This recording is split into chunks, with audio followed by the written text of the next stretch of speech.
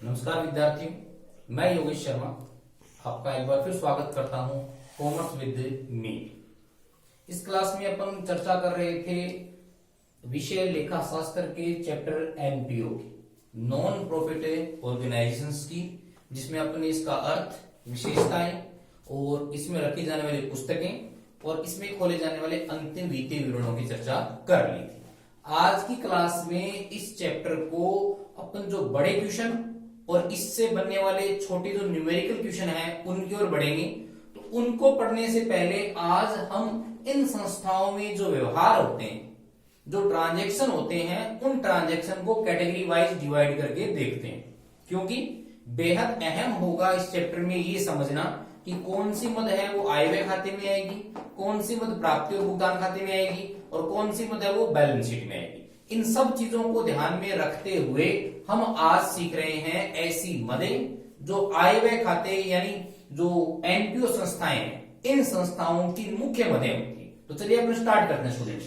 देखिए, जो एनपीओ संस्थाएं होती हैं उनमें जो व्यवहार होते हैं उनको अपन मदें या आइटम्स को अपन विभाजित करते हैं मुख्यतः कितने भागों में? 4 भागों। तो 4 भाग कौन कौन से हैं? फर्स्ट वो मदें जो पूर्णतः आयगत प्रकृति की होती है, यानी पूर्णतः आयगत प्रकृति की, टोटली रेवेन्यू आइटम जिसको अपन बोलते हैं। टोटली रेवेन्यू आइटम्स में वे मदें रखी जाती हैं जिन मदों का नेचर होता है वो आवर्तीगत होता है। आवर्तीगत होने का मतलब सामान्यतः तो व्यवसाय से संबंधित जो व्यवहार जो रेगुलर हो और जिनका संबंध सिर्फ चालू वित्तीय वर्ष के साथ हो उन्हें अपन बोलते हैं पूर्णतः आयगत मदें। दूसरी वे मदें जिनको बोलते हैं पूर्णतः पूंजीगत मदें। ऐसी मदें जो मदें सामान्यतः मतलब ऐसी मदें जिनका संबंध या जिनका लाभ सिर्फ एक वित्तीय वर्ष तक नहीं मिलता हो बल्कि भविष्य के वित्तीय वर्षों में भी मिले, ऐसी मदों को अपन बोलते हैं पूर्णतः पूंजीगत मदें। पूर्णतः जो पूंजीगत मदें होती हैं अपन ये मान के चल सकते हैं कि इनका संबंध होता है वो बैलेंस शीट के साथ होता है। क्यों? क्योंकि ये खर्चे या आय जो होती हैं इनका संबंध होता है वो एक से अधिक वित्तीय वर्षों के साथ होता है। और तीसरा है परिस्थिति के अनुसार या तो आयगत या पूंजीगत। कुछ ट्रांजैक्शन इसमें ऐसे होंगे, कुछ व्यवहार ऐसे होंगे जिन व्यवहारों को पूर्णतः न तो अपन आयगत मान सकते हैं न पूंजीगत मान सकते हैं। तो उनको जैसा क्वेश्चन में अपन कंडीशन मिलेगी उस कंडीशन के अकॉर्डिंग उनको क्या करना पड़ेगा? एडजस्ट करना पड़ेगा। और नंबर 4 इसमें इंपॉर्टेंट टॉपिक है वो है प्रारंभिक पूंजी कोष यानी ओपनिंग कैपिटल फंड की गणना करना। तो ये 4 प्रकार की मदें हैं। आज की क्लास में अपन प्रत्येक मद को एक बार पढ़ रहे हैं कि इसमें कौन कौन से व्यवहारों को रखा जाता है। तो चलिए स्टूडेंट स्टार्ट करते हैं। सबसे पहले अपन बात करते हैं पूर्णतः आयगत मदों की। पूर्णतः आयगत वे मदें होती हैं जिन मदों का संबंध चालू वित्तीय वर्ष के साथ होता हो और इन्हें मैंने कहा था कि कौन सी प्रकृति की मदें कहते हैं? आवर्ती प्रकृति की। तो समझिएगा, सबसे पहले इसमें मद आती है वो आती है चंदा। जी हाँ स्टूडेंट्स, ये अपने लिए मोस्ट है जिसको अपन इंग्लिश में बोलते हैं सब्सक्रिप्शन। सब्सक्रिप्शन से रिलेटेड एक 2 नंबर का क्वेश्चन अपना यहां इस चैप्टर से बन रहा है, तो इसको अपन विस्तृत तौर पे समझेंगे। फिलहाल ये समझिएगा कि ये जो एनपीओ संस्थाएं होती है इनके लिए आय का साधन है, यानी इसमें जो सदस्य हैं वो सदस्य एक निश्चित दर से एक निश्चित राशि है उसका भुगतान करते हैं, किसके रूप में? चंदे के रूप में। और वो इन संस्थाओं के लिए क्या होगी? ध्यान रखना, कौन सी मद होगी? आयगत मद होगी। इसके बाद सेकंड बात करता हूं मैं स्टेशनरी की। तो ध्यान रखिएगा स्टूडेंट्स, यहां से भी एक 2 नंबर का क्वेश्चन बन रहा है। स्टेशनरी या सामग्री जिसको मैं बोल सकता हूं, सामग्री के कई प्रकार हो सकते हैं, जैसे स्पोर्ट्स मटेरियल हो गया, स्टेशनरी हो गया। ये सारी चीजें हैं जो इन संस्थाओं में अमूमन चाहिए होती है। जैसे स्पोर्ट्स क्लब हो गया, तो सीधी सी बात है स्पोर्ट्स क्लब में स्पोर्ट्स इवेंट करवाने के लिए आपको क्या चाहिएगा? स्पोर्ट्स मटेरियल चाहिएगा। अब वो मटेरियल कितना साल भर में कंज्यूम हुआ, उसका ओपनिंग क्या था, क्लोजिंग क्या था, इन सब चीजों की जो डिटेल है वो डिटेल हमें कहां से पता चलेगी? सामग्री के व्यय का जो कॉन्सेप्ट अपन सीखेंगे उससे पता चलेगी। तो चालू वर्ष में इतनी सामग्री कंज्यूम हुई वो हमारे लिए कौन सी मद होगी? आयगत मद होगी। और ध्यान रखिएगा सब्सक्रिप्शन संस्थाओं के लिए क्या था? आय थी, जबकि सामग्री का उपभोग संस्थाओं के लिए क्या होगी? खर्चा होगी।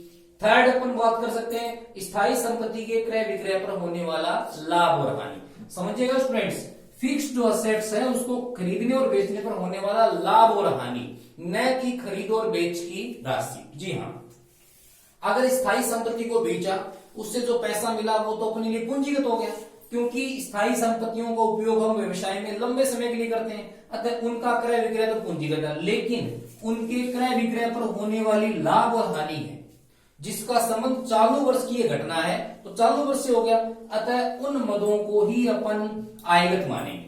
और नेक्स्ट अपना है स्थायी संपत्तियों पर लगाए जाने वाला ह्रास। जी हाँ, डेप्रिसिएशन जो संपत्ति के मूल्य को सही आंकने में व्यवसाय के लिए क्या होता है, सहायक होता है। वो डेप्रिसिएशन इन व्यवसायिक संस्थाओं के लिए किस प्रकार का खर्चा है, ध्यान रखिएगा, आयगत खर्चा है। और उसके बाद अन्य आय और व्यय, और एक इंपॉर्टेंट टॉपिक इसमें आता है स्टूडेंट्स मानदेय का। मानदेय को अपन इंग्लिश में बोलते हैं होनोरेरियम। होनोरेरियम क्या होता है इन संस्थाओं के लिए, ध्यान रखिएगा, अगर संस्था को होनोरेरियम मिल रहा है, मानदेय मिल रहा है तो आय, अगर संस्था चुका रही है तो क्या हो जाएगा, व्यय हो जाएगा। इंपॉर्टेंट बात क्या है, इंपॉर्टेंट बात यह है कि मानदेय कहते किसे, होनोरेरियम का स्टूडेंट सीधा ही क्वेश्चन आता है, ध्यान रखिएगा, संस्था के जो नियमित कर्मचारी हैं उनके अतिरिक्त किसी बाहर के व्यक्ति को, किसी स्पेशल गेस्ट के रूप में आए हुए कर्मचारी को जो कुछ भी आप भुगतान करते हो उस राशि को अपन क्या बोलते हैं, ध्यान रखिएगा, होनोरेरियम, यानी क्या बोलते हैं उसको, मानदेय बोलते हैं। और सामान्यतः ये हमारी संस्था के लिए आयगत व्यय होता है। कौन सा व्यय होता है स्टूडेंट्स, आयगत व्यय होता है। नेक्स्ट है पुरानी खेल सामग्री का विक्रय। अगर सामग्री हमने क्रय की है तो हमारे लिए खर्चा, और अगर पुराना मटेरियल हमने बेचा है तो वो हमारे लिए आय। स्टूडेंट्स जो पूर्णतः आयगत मदें होती है, ध्यान रखिएगा, इनको अपन कहां शो करेंगे, इनको चूंकि अगर नकद में हो रही है तो रिसिप्शन पेमेंट तो आएगी आएगी, बाकी पूर्णतः आयगत मदों को अपन शो करेंगे इनकम एंड एक्सपेंडिचर अकाउंट। जी हाँ, आय और व्यय खाते में। तो मैं फटाफट रिपीट कर देता हूं, सब्सक्रिप्शन जिसको अपन आगे वाली क्लास में बड़े विस्तृत तौर पे देखने वाले हैं, मटेरियल का कंजप्शन देखेंगे, उसके बाद फिक्स्ड असेट्स पे होने वाला profit and loss, fixed assets पर लगाया जाने वाला depreciation, other profit and losses, और होनोरेरियम यानी मानदेय, ओल्ड मटेरियल का सेल और परचेज, मतलब सॉरी सेल, ये सारी जो चीजें हैं ये हमारे लिए कौन सी होगी, पूर्णतः आयगत मदें। तो कई बार छोटा क्वेश्चन सीधा भी पूछ लेते हैं कि कोई दो आयगत मदों के उदाहरण दीजिए, कोई दो पूंजीगत मदों के उदाहरण दीजिए। नेक्स्ट में पूर्णतः पूंजीगत मदों की बात करूं तो ये मदें स्टूडेंट्स कहां शो की जाएगी, बैलेंस शीट में। कहां शो की जाएगी, बैलेंस शीट में। इसमें सबसे पहले जो मद आती है वो आती है वसीयत से प्राप्ति, जिसको अपन इंग्लिश में बोलते हैं लेगेसीज। लेगेसीज क्या होती है, अगर किसी व्यक्ति की वसीयत से कुछ भी राशि संस्था को प्राप्त हो रही है तो उस प्रकार को अपन बोलते हैं क्या, लेगेसीज, यानी वसीयत। और वसीयत की राशि स्टूडेंट्स ध्यान रखिएगा पूर्णतः पूंजीगत मानी जाती है, और जो मदें पूंजीगत मानी जाती है उन मदों को अपन कहां शो करते हैं, बैलेंस शीट में। और रही बात अगर वसीयत किसी स्पेशल उद्देश्य के लिए दी जाती है तो संबंधित उद्देश्य वाले फंड में जोड़ के दिखाते हैं। अगर वसीयत किसी विशेष उद्देश्य के साथ नहीं दी जाती है तो ध्यान रखिएगा इसको बैलेंस शीट में कैपिटल फंड में ऐड करके दिखाएंगे। कैपिटल फंड क्या निकाला, कैसे होता है, क्या होता है, उसके बारे में अपन आगे चर्चा करने वाले। नेक्स्ट है आजीवन सदस्यता शुल्क, नाम से स्पष्ट है स्टूडेंट्स, इंग्लिश में बोलते हैं लाइफ टाइम मेंबरशिप फीस। अगर कोई सदस्य ऐसी फीस चुकाता है जो उसे एक बार ही चुकानी पड़े, उसे बोलते हैं लाइफ टाइम मेंबरशिप फीस। और वो हमारी संस्थाओं के लिए किस प्रकार की प्राप्ति होगी, ध्यान रखना, पूंजीगत प्राप्ति होगी। नेक्स्ट है स्थायी संपत्तियों का क्रय विक्रय से प्राप्त राशि। अगर स्थायी संपत्तियों के क्रय विक्रय से प्राप्त राशि पर होने वाला जो लाभ और हानि है उसको तो अपन क्या मानते हैं, आयगत मद। लेकिन स्थायी संपत्तियों के क्रय विक्रय से प्राप्त होने वाली राशि, स्थायी संपत्तियों के क्रय विक्रय से प्राप्त होने वाली जो राशि है उस राशि को अपन क्या बोलते हैं, ध्यान रखिएगा, वो अपने लिए पूंजीगत मद होती है। तो उनसे प्राप्त राशि को अपन कहां शो करेंगे, बैलेंस शीट में। ठीक है, नेक्स्ट इसमें अपने पास क्या आता है, देखो कोष। जो फंड अकाउंटिंग है वो एक मोस्ट इंपोर्टेंट टॉपिक अपने लिए, इसको भी मैं मोस्ट लगा रहा हूं। जो टॉपिक मोस्ट है उनको मोस्ट लगा रहा हूं क्योंकि उनकी अपन को अकाउंटिंग पढ़नी पड़ेगी, जैसे सब्सक्रिप्शन का, मटेरियल का, फंड अकाउंटिंग का, और एक लास्ट इसमें आता है अक्षय निधि कोष।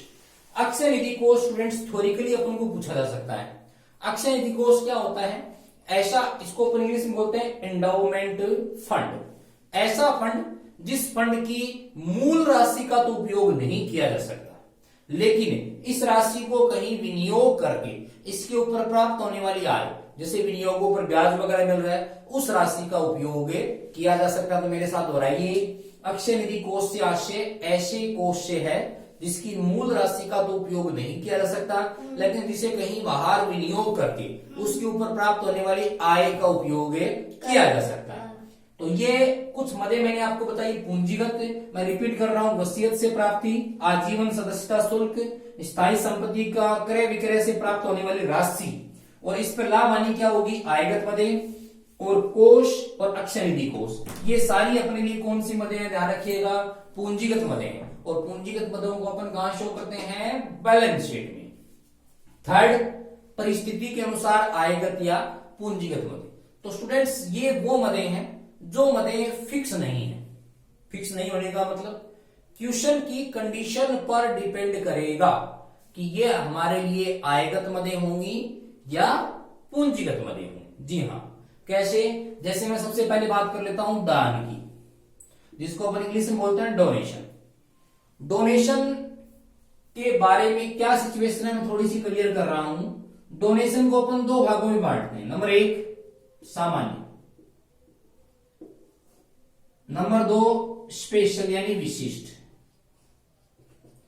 नॉर्मल या जनरल जो डोनेशन होता है वो किसे कहते हैं स्टूडेंट्स, ध्यान से समझिएगा, ऐसा दान जो किसी विशिष्ट उद्देश्य के लिए नहीं दिया गया हो। बताइए कौन सा दान कहलाता है, सामान्य या ऑर्डिनरी दान, जिसको अपन डोनेशन बोल सकते हैं। जी हाँ, ऐसा कोई भी डोनेशन जिसका रिलेशन है वो स्पेशल किसी कंस्ट्रक्शन के साथ, स्पेशल किसी मतलब अपन बोल सकते हैं कि उद्देश्य के साथ नहीं हो, वो कौन सा कहलाता है, अपना सामान्य दान कहलाता है। अब सामान्य दान के संबंध में सुनिएगा, अगर सामान्य दान की राशि क्या है, छोटी है, राशि क्या है, छोटी, यानी कम राशि है, समझ रहे मेरी बात, राशि कम है, तो उसको अपन क्या मानेंगे, पूर्णतः आयगत मद मानेंगे। और आयगत मद मानते हुए कहां शो करेंगे, इनकम एंड एक्सपेंडिचर अकाउंट। लेकिन अगर सामान्य दान की राशि बड़ी है, यानी राशि अमाउंट बड़ा है, सीधी सी बात है, और ट्रांजैक्शन के अमाउंट छोटे आ रहे हैं, ये अमाउंट बड़ा आ रहा है, तो इसको अपन क्या मानेंगे, आयगत नहीं बल्कि पूंजीगत मानते हुए बैलेंस शीट में कैपिटल फंड में ऐड करके। क्लियर है।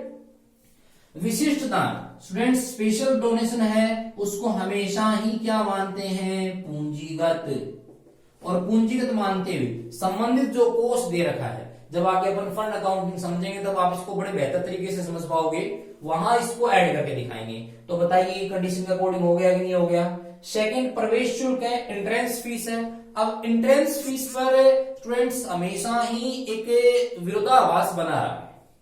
कुछ विद्वान इसको आयगत मानते हैं, कुछ विद्वान इसको पूंजीगत मानते हैं, लेकिन हम सीबीएसई को फॉलो करेंगे। और सीबीएसई ने यह माना है कि सूचना के अभाव में एंट्रेंस फीस की बात कर रहा हूं मैं, प्रवेश शुल्क, एंट्रेंस फीस को सूचना के अभाव में हमेशा और हमेशा क्या माना जाता है डियर स्टूडेंट्स, आयगत मद मानी जाती है। ऐसी मद जो इनकम एंड एक्सपेंडिचर में दिखाई देगी। लेकिन अगर सूचना दी गई हो कि भाई ये स्पेशल है या इसको आपको पूंजीगत ही मानना है, तब तो अपने पास कोई ऑप्शन नहीं है, उस कंडीशन में इसको कहां शो करेंगे, बैलेंस शीट में शो करेंगे। क्लियर। थर्ड है ग्रांट। ग्रांट यानी सहायता। सहायता क्या होती है स्टूडेंट्स, अगर हमें सरकार से या अन्य किसी संस्था से किसी भी प्रकार की सहायता मिल रही है, और ध्यान दीजिएगा अगर सहायता विशिष्ट नहीं है, कुछ नहीं लिखा हुआ, सिर्फ ग्रांट लिखा हुआ है, तो उस सहायता को अपन सामान्य सहायता मानते हैं। नॉर्मल ग्रांट हमेशा मानी जाएगी रेवेन्यू आइटम्स, यानी आयगत मद मानते हुए इसको अपन शो करेंगे कहां, इनकम एंड एक्सपेंडिचर में। वहीं अगर ग्रांट हो स्पेशल, जैसे मैं एक एग्जांपल देता हूं कि ग्रांट आपको प्राप्त हुई है किसके लिए, ग्रांट फॉर बिल्डिंग, किसके प्राप्त हुई है, बिल्डिंग बनाने के लिए। बताइए ये सामान्य होगी कि विशिष्ट, इसका उद्देश्य विशिष्ट हुआ कि नहीं हुआ, इसलिए इसको फिर अपन क्या मानेंगे, रेवेन्यू ने मान के हुए कैपिटल नेचर की मानेंगे।